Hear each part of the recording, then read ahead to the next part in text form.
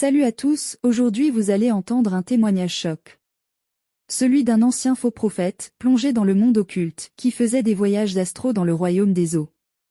Ce qu'il a vu, ce qu'il a vécu, va vous ouvrir les yeux sur des réalités spirituelles que peu osent révéler. Accrochez-vous, c'est du lourd. Avant de commencer, abonnez-vous, lâchez un pouce, un commentaire et partagez au maximum pour soutenir l'œuvre de Dieu. Écoutez et on se retrouve juste après. Maintenant allons faire notre visite dans le royaume des eaux, ce dont vous appelez deuxième monde. Un vent impétueux nous accompagnait jusqu'à arriver dans un endroit inconnu. Là nous avons vu un tunnel qui tournait autour de lui-même. L'ange me dit ce tunnel est celui qui mène vers le monde satanique. Le diable a plusieurs royaumes sous son autorité, mais nous allons visiter 33 chambres de certains royaumes. La voie dont nous empruntons est l'une des celles qui sont plus fréquentées. C'est alors que nous avons commencé à faire notre entrée. L'ange continuait à me dire le royaume de Satan est divisé à 3 degrés. Le premier degré c'est les royaumes des airs, ayant la code 999. Les royaumes de la terre ayant la code 333 et 666. Et enfin les royaumes des eaux, ayant la code 777 et 555. Mais cette voie dont nous avons emprunté nous permettra de visiter les 33 chambres de ces différents royaumes. C'est alors que l'ange me dit, nous irons visiter les premières chambres du royaume des eaux dans la première fraternité. Le diable a des royaumes dans des océans, des fleuves, des rivières, des ruisseaux, etc.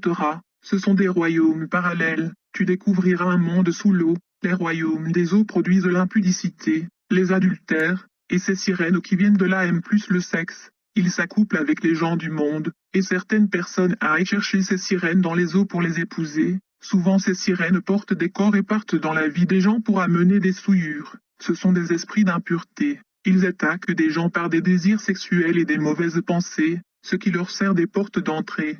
Pendant qu'il me parlait, nous arrivâmes devant l'océan Atlantique et une sirène se baignait en faisant voir ses seins. Elle avait une grande autorité sur ses eaux. L'ange me dit tu vois la reine de mer. C'est chez elle que des grandes figures du monde viennent chercher du pouvoir. Elle produit plusieurs religions sur la terre et des sectes. Toutes les dérives qui surviennent dans les eaux, c'est elle qui est à la base.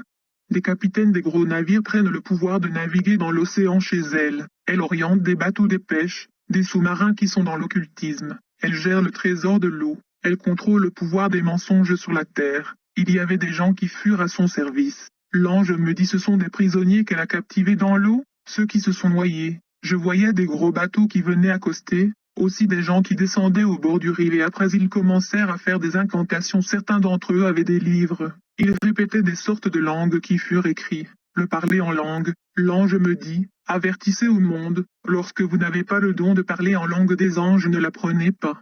C'est ici qu'elles viennent, elles sont démoniaques, les langues de Dieu viennent du ciel. En les observant, lorsqu'ils ont fini leurs incantations, les eaux s'ouvrirent et j'ai vu une grande route. Il y avait 2 êtres qui s'approchèrent. L'un portait une robe transparente qui montrait sa nudité et l'autre une robe blanche. Ils dirent, aujourd'hui ceux qui sont permis de visiter ce royaume des eaux sont des anciens membres et des nouveaux qui doivent être initiés. Ces incantateurs se prosternèrent et rendirent gloire à la reine puis entrèrent, mais en arrivant devant ces êtres chacun tapait le code de son appartenance, selon sa fraternité. S'ils te reconnaissent là tu prends l'accès. L'ange me dit, suivons ces gens. Puis nous entrions, et là on s'est retrouvé dans un monde comme celui de la terre. Il eut des maisons luxueuses, des belles voitures, bref, comme un monde réel. L'ange me dit ne te trompe pas de ce que tu vois, c'est du mensonge. Le diable promet ses adeptes de venir continuer leur vie ici en mourant sur la terre, or c'est faux. Les autres sont impatients de venir à cet endroit. Les démons prennent même les images des gens qui furent sur la terre et qui sont morts pour tromper ses adeptes en leur démontrant que la vie continue. Il y a des gens du monde qui ont épousé des sirènes et ont des enfants ici. Des professeurs des universités viennent étudier ici pour chercher le savoir. Des politiciens pour chercher le pouvoir. Etc. L'ange me dit encore, le monde est contrôlé par la spiritualité. Je t'amène maintenant par la route de différentes loges et tu verras certaines personnalités qui viennent ici. On a emprunté une route droite à laquelle se situaient des différentes loges de ce monde dont la Prima Curia, Message de Graal, Lion Club, Franc-maçonnerie, Rose-Croix, Maïkari, etc. Cette voie fut empruntée par diverses personnes. En passant, j'ai vu à côté quelque part fut mentionné Assemblée Générale. L'ange me dit là où se réunissent ceux qui ont des responsabilités religieuses, ce qu'on appelle cuménisme. Ils furent assis selon leur degré. La personne qui se tint devant eux disait: vous avez besoin de certains outils pour faire en mieux votre travail. Vous aurez besoin des bagues. Devant eux se trouvait un tableau qui afficha directement les sortes des bagues selon leur fraternité, chaînettes et gourmettes. Je fus étonné, puisqu'ici dans notre monde il y a plusieurs pasteurs qui portent ces bagues. L'ange me dit: ces bagues consistent à jeter la malédiction sur la foule. Ce sont des bagues de la prospérité maléfique. Ça sert à tirer les gens vers eux et à produire des miracles extraordinaires. Après il leur dit: il vous faut encore des talites pour la voyance afin de prophétiser sur les gens, des cornes, fioles d'huile, bouteilles d'eau, du sel, certaines tenues vestimentaires occultes pour leur pratique dans leur culte et campagne, etc. Il leur accorda certains enseignements occultes pour la séduction des membres, notamment l'ordre de Melchizedek, sortir du corps, les invocations des anges, le mystique de la Trinité, atteindre l'ordre élevé, développement de ses propres capacités, prêcher la repentance et la sanctification qui ne sauvent personne, ne pas offenser la liberté des fidèles, enseigner leur ce qu'ils veulent écouter, etc. Au moment où il donnait ces instructions, j'ai vu alors un être avec une forme très bizarre. Il dit à celui qui parlait: j'ai quelques instructions à donner. Il prit la parole et dit: nous avons un grand combat contre les forces du bien. Notre objectif c'est d'établir les ténèbres partout et d'envahir le camp des saints. Voici ce que vous devez faire. Tous celui qui vous combattez, faites de même. Faites en sorte que les fils des Lumières soient rejetés, persécutés, montez des visions, des prophéties, des songes négatifs contre les vrais serviteurs de Dieu. Injectez-les chez les chrétiens pour qu'ils leur détestent. Interdisez toutes les églises de la lumière de se développer. Empêchez leur croissance, emprisonnez les bénédictions de leurs fidèles, étouffez-les, que leurs enseignements ne convainquent pas plusieurs, que les gens ne soient pas au courant d'eux, que les gens ne reconnaissent pas leur mérite, que leur grande réalisation soit trouvée normale aux yeux du monde, qu'ils travaillent dur et n'en bénéficient pas. Envoyez-leur l'esprit de l'échec, attirez-leur beaucoup des malheurs et faites-les croire que ce sont des épreuves de la vie chrétienne. Attirez-les toutes sortes des persécutions, qu'ils soient toujours détestés, donnez-les l'amour de l'argent, qu'ils servent leur Dieu pour la réussite de la vie, donnez-les le goût de la luxure, voiture, habillement, maison, etc. Donnez-les la vie de passer le temps, envoyez-les beaucoup des sorciers, des démons incarnés, des sirènes, pour assumer des postes clés de leur ministère afin de les entraîner en faillite. Susciter des faux partenaires qui leur donnent de l'argent venu du monde des eaux pour voler l'onction, pour les affaiblir et injecter plusieurs maladies. Susciter des gens sous l'apparence de soutenir leur ministère, afin d'infiltrer leur vie pour la destruction. Faites en sorte qu'ils soient toujours occupés par des inquiétudes des gens dont vous les enverrez, afin de ne plus penser à eux-mêmes. Susciter des accusations contre eux. Faites en sorte que chaque erreur soit étalée sur la voie publique. Rendez nulles leurs déclarations sur la vie des gens, qu'ils ne profitent pas de ce qu'ils gagnent, rendez leur vie difficile. Tous ceux qui se convertissent à leur message soient rétrogradés, créez beaucoup des hypocrites parmi eux, combattez l'unité, la fraternité parmi eux, qu'ils soient divisés à propos du mérite des uns et des autres, que ceux qui les suivent ne soient pas engagés totalement dans leur ministère, quiconque acceptera leur ministère ait des difficultés, en fin de compte qu'ils s'éloignent. Que leurs adeptes ne grandissent pas devant toute leur connaissance, qu'ils restent statiques et ne ressentent aucun progrès. Associez-vous à leurs adversaires et combattez-les ensemble. Envoyez contre le Fils de la lumière des esprits des eaux, qu'ils les prennent pour des femmes et maris de nuit.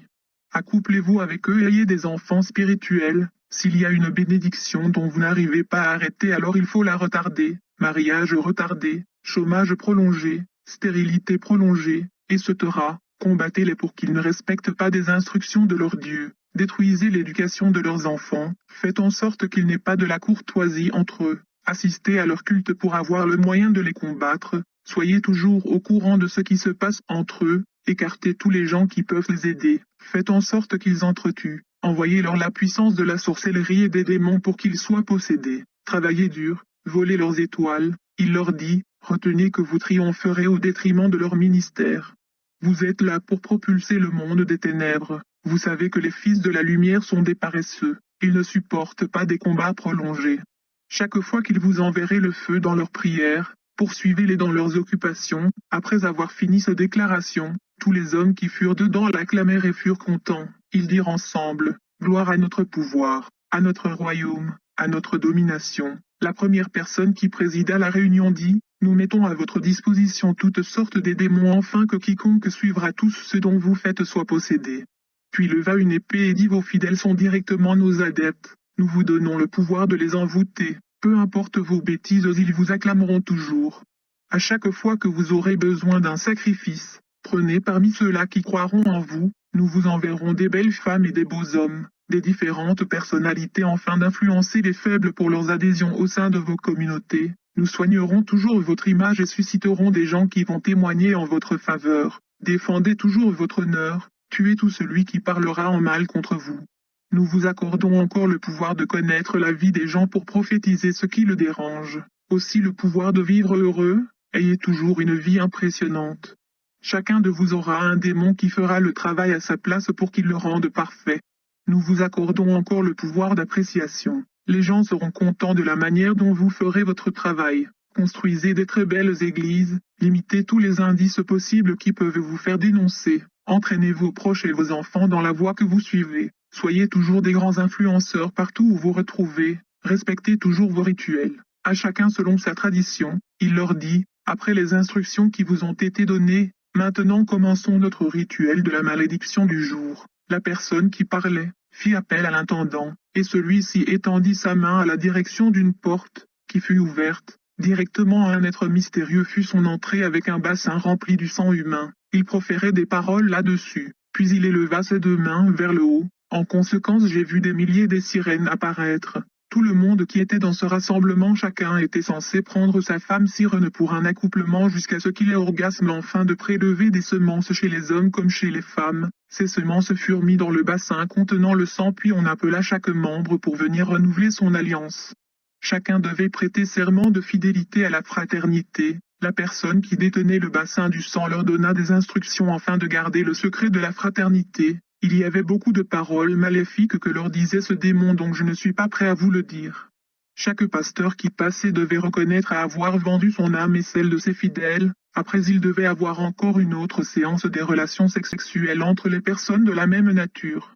La personne qui dirigeait leur donna encore le pouvoir d'envoyer des démons sur les corps de gens afin de voler leurs étoiles, celui de ne jamais être contesté, d'affaiblir toutes informations négatives contre eux. Alors l'ange me dit, ces gens peu importe ce qu'ils peuvent faire dans ce monde, quoi me prendre la femme, le bien ou l'argent d'autrui, etc., ils auront toujours le pouvoir. Même si quelqu'un répandait le mal à leur nom, il n'y aura rien comme conséquence. J'ai vu qu'on leur donnait aussi le pouvoir du maintien des fidèles dans leurs églises afin qu'ils croissent. Ils ont obtenu des cadenas, chacun prenait la liste de ses membres, l'introduisait à l'intérieur et renfermait le cadenas puis le déposa sur un vase. Les paroles suivirent cette opération. Vous êtes mes prisonniers et je vous dépose ici. J'ai le pouvoir sur vous et votre avenir. Il faisait beaucoup des rituels abominables. Il me dit partons maintenant. Nous sommes sortis et l'ange me dit je t'amène dans des prisons qui existent dans cet endroit et tu verras beaucoup de gens qui sont arrêtés ici. Marchant ensemble nous rencontrions des gens et l'ange me dit certains ont vendu leurs âmes au diable. Ils sont venus vivre dans ce lieu, les écoles sataniques. L'ange me dit maintenant je t'amènerai dans des écoles sataniques et là tu verras comment les gens viennent de la terre pour apprendre des stratégies concernant la destruction de la vie humaine. Le grand enseignant de tout le temps c'est Jésus-Christ. Mais après lui c'est Satan. Tout en étant étonné, je lui dis, t'es sérieux dans tout ce que tu me dis? Il me répondit je te montrerai pourquoi on l'appelle serpent ancien. Plusieurs secrets lui ont été dévoilés. Son combat avec l'homme c'est celui de la ruse. Nous étions en chemin avec cet ange, je ressentais une puissance de la sorcellerie à cet endroit. Nous sommes arrivés quelque part où il y avait des soldats qui suivaient une formation. Devant eux, une télévision et un être mystérieux qui enseignait. L'ange me dit viens te mettre derrière eux pour une bonne compréhension. Il dit et si tous ces gens sont des sorciers, ceux qui travaillent ici sont des soldats, les autres sont des démons qui sont au service des occultistes qui se trouvent sur la terre. Il les envoie pour aller soit tuer des gens à leur profit, soit donner des maladies aux gens. Parfois il y a des répercussions lors des missions qui leur sont confiées, parfois des échecs, ainsi de suite. Voilà la raison pour laquelle ils suivent des formations pour améliorer la manière de travailler. Ils font tout pour qu'ils soient toujours en avance. Même si leurs stratégies sont connues ou contrecalées, Satan fait de sorte qu'ils retournent à prendre des nouvelles pour qu'ils soient toujours en avance. Ézéchiel 28 verset 3. Alors je lui ai demandé qui est ce professeur qui les enseigne. Il me dit c'est un ange déchu, spécialiste des attaques. C'est ça sa spécialité. Il a été mandaté pour donner la leçon d'aujourd'hui. Ces soldats avaient des grades différentes, alors on observait comment ils étudiaient. Le tableau fut scindé en deux parties. L'autre partie il y avait le plan du cours de toutes les leçons et l'autre partie la matière déjà. L'ange me dit de fixer bien le regard pour voir ce qui fut mentionné. Il était écrit « Les attaques contre les chrétiens et les non-chrétiens, école des attaques ». Le plan du cours était ceci: 1. Comment attaquer un chrétien. 2. Les stratégies d'une attaque. 3. Comment déstabiliser les chrétiens. 4. Comment ravir leurs étoiles et les affaiblir. 5. Ce qui fait la force des chrétiens. 6. Les oppressions contre les chrétiens. 7. Le style de contrôle contre les chrétiens, etc. Nous sommes arrivés au moment où il parlait. Il dit à ces gens: nos ennemis principaux sont des fils de la lumière. Ils ont un maître invincible qui les a accordé un grand pouvoir, une grande puissance, une grande autorité, une grande domination. Mais ils sont inconscients, aussi longtemps que nous pouvons les maintenir dans l'ignorance. Nous serons des maîtres supérieurs, eux ils ont tout. Faisons de sorte qu'ils ne profitent pas de toutes ces choses, empêchons-les. Un soldat parmi tant d'autres lui posa son cas et dit: j'avais condamné 40 détenus, 3 d'entre eux après avoir accepté leur maître comme Seigneur et Sauveur. En pratiquant certaines prières ils se sont libérés. Alors le professeur lui demanda leur nom. Il lui cita ces noms, et puis ce professeur qui était il, ange déchu spécialiste des attaques, projeta leurs images à la télé mystique. J'ai vu les images de ces gens apparaître avec une lumière sur les fronts. Je dis à mon compagnon: comment ils ont des lumières? Il me répondit: continue d'abord de suivre, après je te donnerai des explications. L'ange professeur énuméra les failles de ce soldat. La première des choses, c'est le nom de son Seigneur. Tu ne pouvais pas lui laisser obéir à lui, puisqu'en lui obéissant il assurera sa protection. Tu devais lui empêcher de méditer la Bible, tu devais lui empêcher d'être fidèle à la prière, tu devais lui empêcher de croire à toutes les promesses que Dieu lui a données, tu devais lui empêcher d'avoir l'amour du prochain, tu devais lui empêcher d'écouter la voix de l'Esprit qu'ils ont reçue. Ces choses constituent un grand danger pour des prisonniers. L'ange du Seigneur me dit ceci: tu vois tout ce qu'il a mentionné, c'est ça la clé des enfants de Dieu. C'est de là que dépend la liberté de votre vie chrétienne. Il eut encore un autre soldat qui soumit son problème aussi. Il dit: j'ai une prisonnière qui est ma nièce. C'est par rapport au nom familial qui m'a permis d'avoir un pouvoir sur elle. Le professeur l'interromput disant: tu as déjà des bonnes raisons puisque son nom possède des alliances contractées. Son père est mort avec des dettes. Sa mère insulta un enfant d'autrui qu'il a un mauvais visage. Mais ce démon dit à l'ange déchu qui était professeur des attaques: maître, malgré tout ça je n'arrive plus à la voir, puisqu'elle constitue un danger pour moi. Ce dernier temps, elle commence à fréquenter une église.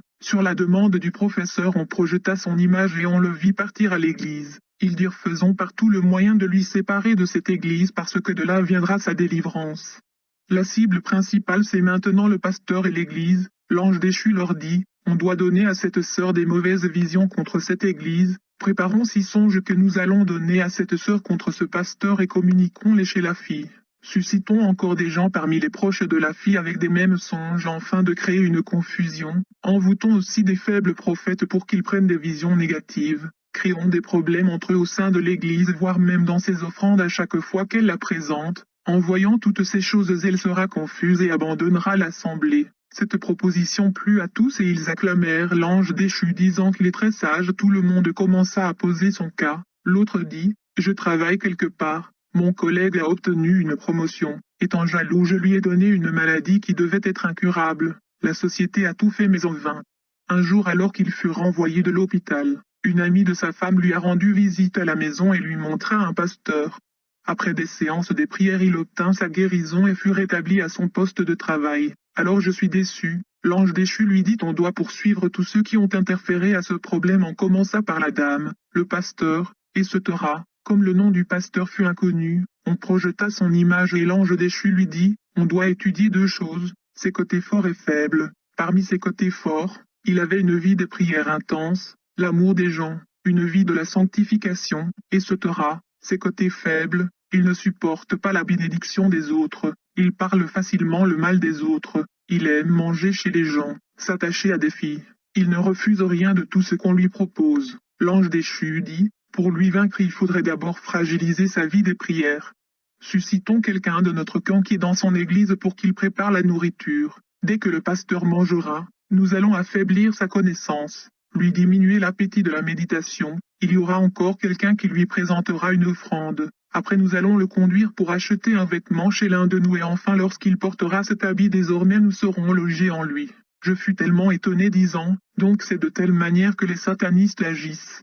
L'ange me dit lorsque vous priez pour quelqu'un automatiquement vous êtes engagé dans son combat. La vie des prières c'est comme une batterie. À chaque fois que vous priez vous vous rechargez et vous gravissez de niveaux spirituels. Vous devenez de plus en plus invincible.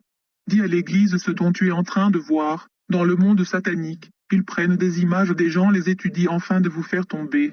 Dis à l'église de rester sobre, de vaquer à la prière, de ne pas ouvrir la porte à l'adversité. Pendant que l'ange m'expliquait, l'un des satanistes qui fut là posa aussi son problème. Il dit ça fait des années dont je combats ma fille pour qu'il ne se marie pas, mais elle constate que ça fait 2 semaines qu'elle commence de sortir de son emprise. Alors l'ange déchu lui dit tu connais le règlement, commence à faire des choses qui peuvent exciter sa colère. Une fois au bout de son souffle elle n'aura plus de réserve. Quand elle dira de paroles déplacées tu auras l'accès dans sa vie et cette fois-là vient avec des combats interminables. J'ai posé la question à l'ange quel est ce combat interminable? Il me dit beaucoup de gens sur la terre ont des problèmes qui n'ont pas de solutions. Tu verras quand quelqu'un augmente sa vie des prières les démons viendront enlever tout ce qu'ils avaient imposé comme problème. Après ils reviendront pour continuer leur combat. Voilà pourquoi plusieurs ne triomphent pas. Il y a des gens qui quittent même leurs assemblées croyant que le pasteur n'a pas l'onction ou Dieu n'agit pas. Je lui ai posé la question de savoir que devrions-nous faire pour vaincre ce combat? Il me dit pour cesser un combat il faut le gagner, et ce faire, il faut s'attacher à Dieu, avoir des heures dans la prière, demander l'onction de la victoire, suivre des directives divines, garder une conduite intègre, ce sont là les armes destructives contre le plan du diable. Il me dit beaucoup veulent gagner le combat mais ils ne s'attachent pas à Dieu. J'ai voulu rester là pour écouter ce qui se passait là-bas mais l'ange me dit tu as beaucoup de choses à visiter, je t'amènerai dans une autre école satanique. De là il amena encore dans une école satanique. Une fois arrivé ce fut comme une salle de classe. Il y avait un monde qui fut là et tous étaient nus. L'ange me dit ici leur spécialité c'est le rapport sexuel. Il y avait aussi un ange déchu qui les enseignait, leur donnait le cours des contacts sexuels. Sur le plan du cours il fut mentionné comment voler une énergie spirituelle d'une personne, comment entrer en contact avec un organe génital d'une personne, l'importance des semences des humains etc. L'ange déchu leur dit savez-vous que des relations sexuelles sont une arme forte qui nous permet de gagner des milliers de gens sur la terre? Il faut utiliser cette arme comme il faut contre les humains. Savez-vous qu'eux-mêmes ouvrent grandement les portes? Je vous montrerai des nouvelles issues. Il pointa son doigt à la direction de la télé après 3 images sorties de là, le téléphone, ordinateur et la télévision. Il dit ces 3 armes nous permettront la transmission de nos informations. Faites des publicités, des séries télévisées, bref, tout ce qui sera à caractère de publier la nudité ou les parties intimes du corps d'un être humain, puis jeter la malédiction là-dessus. Puis vous entrerez en contact avec leur sexe et par là vous aurez à détruire leur vie. Faites sortir des vêtements féminins, démoniaques, qui excitent les gens. Faites en sorte que la nudité des filles soit exposée pour que les gens soient possédés à travers ça. L'autre qui fut là posa aussi son problème. Elle dit, il y a de cela 3 mois que je viens de me séparer d'un jeune homme. Je l'aimais tellement à tel point que j'exploitais aussi son étoile. Le jeune homme est allé se rencontrer avec une fille qui est du côté de la lumière et l'a amenée dans leur assemblée et nous nous sommes séparés. Alors je veux qu'il reste à moi, même en esprit pour que je sois sa femme, afin de manipuler toujours sa vie. L'ange déchu lui proposa ce qui suit. Porte un habit qui expose ton corps et envoûte tes parties intimes. Lors de votre rencontre, son regard sera fixé sur ces parties. Quand bien même il va résister pour la continuité de votre relation, donne-lui des mauvaises pensées qui seront une porte pour toi dans sa vie. Quand tu coucheras avec lui au moyen de songes, prends sa semence qui est son étoile. Ce témoignage n'est pas une histoire de plus. C'est un cri d'alerte, un appel à sortir de l'aveuglement spirituel. Jésus-Christ l'a sauvé de ce monde de ténèbres, et il veut aujourd'hui vous prévenir, le monde des eaux est réel, et il détruit des vies. Ne reste pas dans l'ignorance. Partage cette vidéo, abonne-toi pour soutenir l'œuvre de Dieu, et surtout choisis la lumière.